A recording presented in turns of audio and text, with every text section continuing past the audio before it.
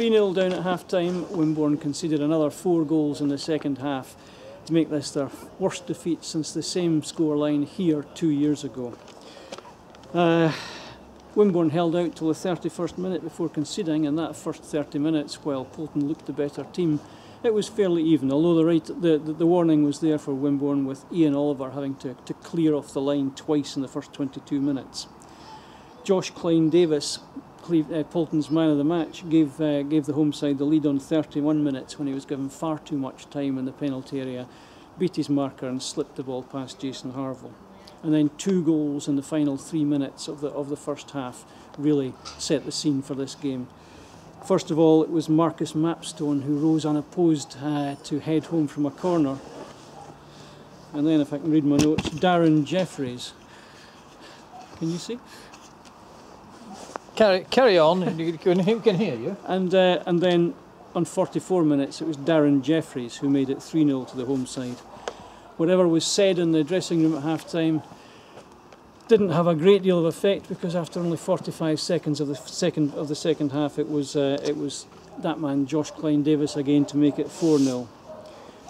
Paulton's top scorer Brendan Barnes made it 5-0 with his 18th league and cup goal of the season on 59 minutes, and that goal brings him level with Mark Gamble as the league's top scorer. And the 6th goal came on 76 minutes when Nick McCootie, substitute, poked the ball home after a breakaway down the right. Nick McCootie got his 2nd goal and Paulton's 7th from the penalty spot on 88 minutes. What can you say about this game? Wimborne looked as if they'd never been introduced to each other before the game for the first 60 minutes, and then strangely, after Steve Cuss made a couple of substitutions, Adam Costello coming on and Mark Gamble coming on, they actually looked a not bad team at all for the last 30 minutes. Sam Griffin showed up well, and they were caught by a couple of breakaway attacks.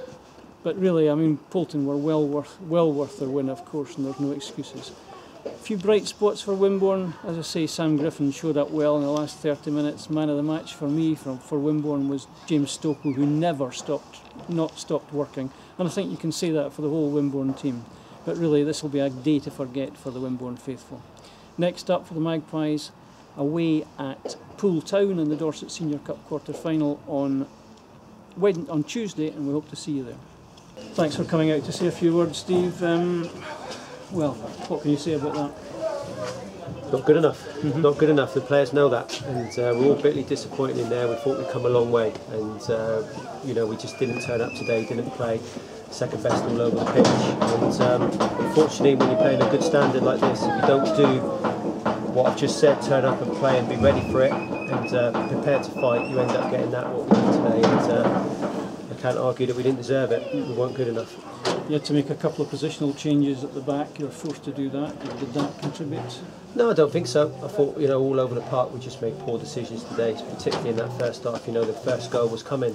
We were giving the ball away regularly. We weren't doing enough good quality defending. We weren't clearing the ball well enough. When we got it, we were just giving it straight back to them. And we were under pressure from the first whistle. And like I say, just the decision making was poor without wanting to blame anybody that wasn't here. We certainly missed those players, but that doesn't warrant for what happened out there.